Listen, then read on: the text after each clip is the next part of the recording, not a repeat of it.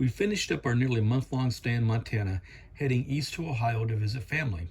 Along the way, Karen and I decided to stay at 3 different Harvest Host locations. Harvest Hosts is a unique opportunity geared specifically to the RV traveler. For $79 annually, members of the Harvest Hosts are afforded a stay for a single night at a wide variety of locations scattered throughout the United States. Oftentimes these locations are golf courses, museums, wineries, farms, and other interesting locations.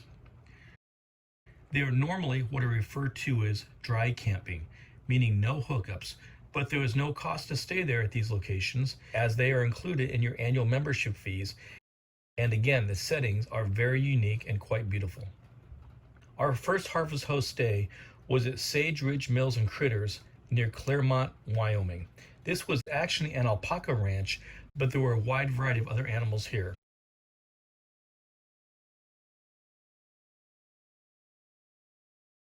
The next Harvest Host we stayed at was in Murdo, South Dakota at the Pioneer Auto Museum, which was really a lot more than an auto museum, as you'll see in the videos. And our final stay at Harvest Host on our travel eastward was at the Vintage Wings and Wheels Museum in Poplar Grove, Illinois. What a beautiful setting. All 3 of these Harvest Hosts were unique and different in their own way, and at each of our one-night stays, we were the only RV there, so we were able to get some personalized tours of the properties. Vintage Wings and Wheels Museum has a division that's Poplar Grove Aviation Education Association. So sit back and relax for a few minutes and enjoy Blue Line RV Adventures reviews of Harvest Hosts. Okay, so not only is this our first Harvest Host experience, but this is our first experience at dry camping. You should probably consider boondocking. But we are in western Wyoming at a Harvest Host at an alpaca ranch. And I don't think the GoPro is going to be able to pick all this up because the GoPro's got a terrible zoom. But way up there in the distance, about a mile, not a mile, half a mile, is a herd of alpaca. And then if you look on top of that hill, right about there, there's actually 2 horses on the hill. But if you are looking for some seclusion and some remoteness and relaxation and just to get away from it all, this is where you want to go. Harvest Host is a wonderful organization, and a lot of times when people think of Harvest Host, they think of, oh, it's going to be lush, vineyards and wineries and things like that. No, Harvest Host can be all sorts of stuff. They can be museums, they can be golf courses, they can be alpaca ranches. Anyways, but this is just a little bit of the scenery here. And again, I'm not sure if you can pick up those horses or not.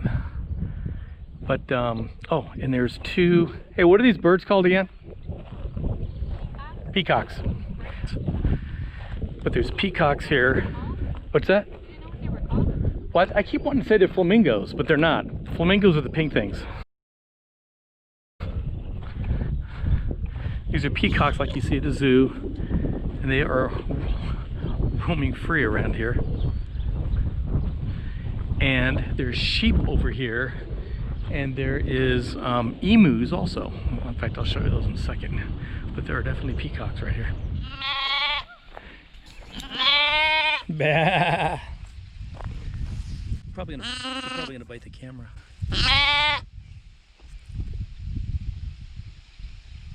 But for $79 annually, this is a great deal. And we are, this is, if you like solitude, it is so peaceful and so quiet here. If you like solitude, and we don't have any internet cell phone connection, and sometimes that's a good thing. Linda, so these are alpacas? Yes. The studs. Those are the studs.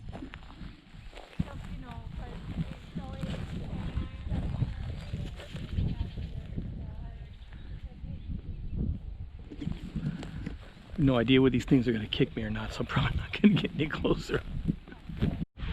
But Typical Wyoming rainstorm. I shouldn't say rainstorm, but rain. It is broad daylight. You can see the sun on my face, and it's raining. I guess it's coming from this cloud over here, but the sun's right there. But yeah, it's raining.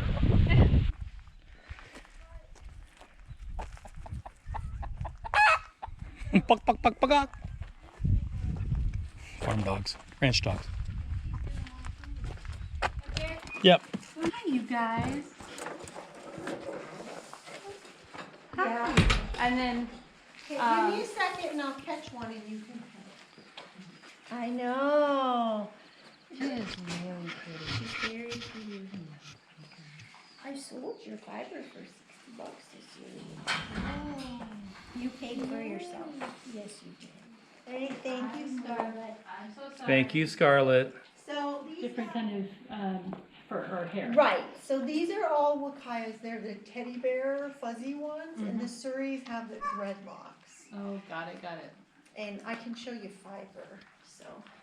This is my hand spun. This is the yarn I hand make. It's bulky, it's kind of wild, it's different. So these are all, so this is dyed, I dye it, and then this is natural colors. That one's natural colors, so feel it. God, it feels amazing. Oh, cool. So when you, So Oh my people gosh. always panic and That is so surprising. That is really It's soft. because it's core wrapped. Wow. So it's not got a super tight twist. So I'm a Wow. felter. So the reason I like it is that it felts to itself. So you can felt it down. So this This is woven. This is what that yarn looks like woven. That's crocheted. This is a different one I rarely make anymore. Crocheted oh, that's pretty. bag. So that's what that yarn looks like. Because people panic and they go, I don't know what to do with that yarn. Oh 'Cause no, it's you so, could do. It's so different. But see, look, it It's goes with hand beautiful. spun. So that's crocheted. Mm-hmm. So And then it's attached. oh on the yeah, That's inside. really soft. there's no skin. That's neat. Isn't it cool? Sorry, buddy. This is neat. But it's neat. I gotta trim off the parts I may or may not want to keep. But This would be pretty it on looks a like wall. a hide. Oh yeah. They make great shawls. They make great table runners. I know you can trim I off love whatever that. parts I you don't care. want. I think that's cute. So After finishing our tour with Linda, the owner, we were able to get a close-up of one of the many peacocks that run free on the property, and even a photograph of an emu that I discovered just feet from the front door of Matilda. The next morning, over a good cup of coffee, we witnessed a spectacular western Wyoming sunrise, really awe-inspiring. We packed up Matilda and headed east again, stopping one more night in Wyoming before arriving at our next Harvest Hosts destination in Murdo, South Dakota at the Pioneer Auto Museum. Situated in the heart of the city of Murdo, the museum is on nearly 3 acres of land, but if you're thinking it's simply an auto museum, well, you'd be in for a big surprise. The public doesn't exist out here. We must survive on our own. Excuse me. For a small fee, you were taken back in time to view antique autos, children's toys, household electronics and goods, neon signs, and even a replica of a small U.S. town long since forgotten by time. And yes, believe it or not, they even had one of the many 1969 Dodge Chargers used in the television show The Dukes of Hazzard. Yeehaw!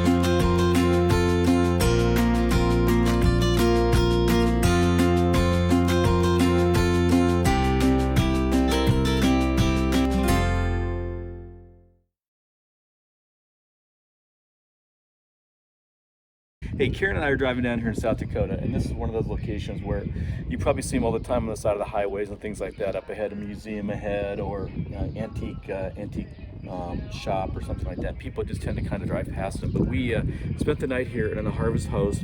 This is the, what's the full name? The Pioneer. This is the Pioneer Auto Museum. It is located in Murdo, South Dakota. It is really, really, really beautiful antique store museum. Yeah. It's not stored. I don't think anything is really purchasable, or you can't really buy anything. But I would have to say that it is probably one of the neatest. I geek out at all things antique, and I'd have to tell you that this is probably one of the neatest displays of antique automobiles, mechanics, farm life. They have a ton of different storefronts and window fronts from, you know, early 1900s. It's just a really amazing space, and all of these cars out here, there's acres and acres of it. Yeah. So, but all of these cars here are just the outside display. You'll see pictures and video, I'm sure, throughout this session, or throughout this video. That shows a little bit about what this museum has to offer. It's really a neat stop off the Highway 90, either going east or westbound, and it is pretty dang neat. Yeah, absolutely. It's not just cars and tractors and things like that, but there's a toy display, there's a Disney display, all sorts of Mickey Mouses, there's a lunchbox display. I mean, it's just about anything you could imagine from the nostalgia years of anywhere from probably Americana, sure, 1910, 1920, 30s, all the way up to the 60s and 70s, even the 80s actually. But yeah, if you're in the area, definitely would recommend coming by here. We soon packed up again and headed east through South Dakota along US Highway 90 and towards our next stay at Harvest Hosts in Poplar Grove, Illinois. Along the way, we passed through some magnificent farmland, which gave both Karen and I a sense of astonishment at just how vast and amazing this country really is. When we arrived in Poplar Grove, we spent the night at the Harvest Host location of Vintage Wings and Wheels. Vintage Wings and Wheels is both an operational commuter airport, a museum for antique vehicles and aircraft, but is also home to the Jenny, a World War I biplane first produced in 1915. Members of the museum are not only building an exact replica of the JN4 Jenny with original blueprints and as many original materials as they can find, but are doing so in conjunction with the local teen aeronautics club, which gives youth the love of aviation.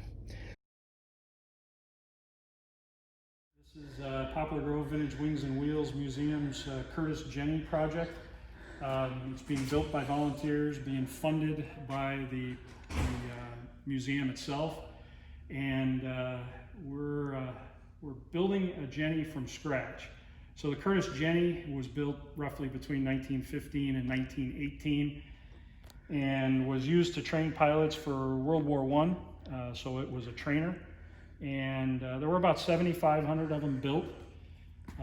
We were able to acquire the plans and from different sources, previous builders and things like that. And the museum decided they wanted a kind of a showcase airplane for the museum to fly at public events. And we started 3.5 years ago with a pile of lumber and a bunch of sheets of metal. And now we pretty much have an airplane. We did have it assembled about 2 weeks ago, and we're taking it apart now in order to cover and paint. What's your estimated time of maiden flight? We're going to fly next summer. Next summer. So we should be done covering and painting over the winter, and then come next spring we'll be ready for first flight, hopefully. And we do have an original engine. The engine is a Curtis OX5. Wow, an original engine. Yep, it is a water-cooled V8 engine. Right. But it only produces 90 horsepower. So wow. Turns about 1,400 RPM, a large wooden prop. So slow turning, high torque.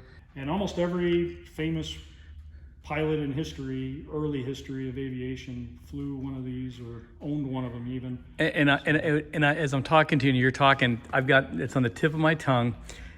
World War I, American ace, unusual last name. Rickenbacker, thank you. Eddie Rickenbacker. So more likely than not, Eddie Rickenbacker probably trained in a plane just like this. Although he may have been a pilot earlier than that, so maybe he kind of skipped this phase. Sure.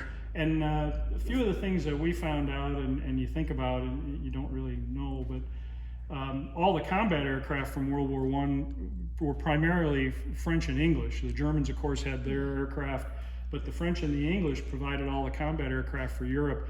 This airplane only flew in the U.S., only trained pilots, was never used for any kind of combat. We get questions all the time, well, where would you put bombs and where's the machine gun? Well, there was none. It was just strictly to teach pilots to fly, send them to Europe, and then put them in a fighter. Okay, trivia question, Steve. What is your favorite Hollywood movie about biplanes? Of course, The Great Waldo Pepper is a great movie. Right, and you saw that, Robert Redford. I was just thinking of that one, The Great Waldo Pepper. Have you ever seen that one? Great movie. It's a neat movie. But and I think they do refer to a Jenny in that movie. Right. But most of those airplanes were new standards, which looks very much like a Jenny. You know, there's an old I want to say Fred McMurray started, but there's a movie about Eddie Rickenbacker. Oh, okay. I think Fred McMurray started, but there was a movie about Eddie Rickenbacker. So the completed airplane will look something like that. We have a different paint scheme in mind, but that is one of the, I think that's in Hood River, Oregon. That's one of the Jennies that's flying. How many men are working on the project? There's 4 of us that are full-time. The gentleman you saw leave, Wally, myself, Don Perry is our lead builder, and Brad Hansen is another builder. We have about another dozen people who kind of contribute either from their home workshops or like the gentleman that's overhauling the engine. He's an airline pilot, and so he kind of does it when he has the time, but you know, when he comes in, he's able to put in a little. The grounds here at the Vintage Wheels and Wings are immaculate, with green meadows and nearby woods. They even had a pond just minutes away from Matilda, where I tried my first chance at fishing since retirement, but just ended up catching a lot of grass and seaweed. This concluded our review of the 3 Harvest Host locations we stayed at on our trip towards Ohio. Blue Line RV Adventures highly recommends Harvest Host for either the full-time or the part-time RV traveler. Economically, at $79 annually, it's hard to beat, and although there are no services at these locations, each one of these overnight stops will give you a lifetime of memories.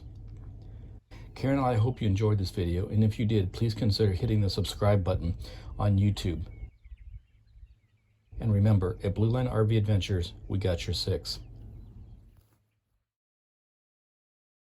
Anyways, I probably left off. I probably should explain exactly what Harvest Host is if you don't know, if I can talk over these sheep. If they have an opening at Harvest Host, of course, the ranch dog is barking. Probably, who knows what they're barking at. Basically, there's locations scattered throughout the United States where you can spend one night in dry camping. There's no hookups, there's no water, no electricity, no power, but you're going to stay one night in a dry camp location. Whoa. Jeez. Under attack by hostile air contact. Let's start that again before I was almost stung by a killer bee. Camper, boondock type situation. And the locations are generally... got these ranch dogs coming up here.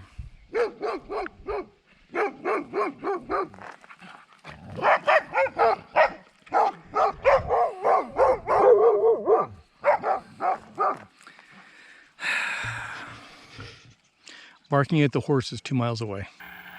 So I should probably explain what a... Oh my gosh.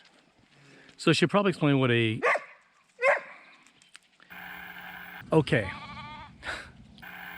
And when you do that, you can spend the night... Oh, I think this is... I'm never going to get this done.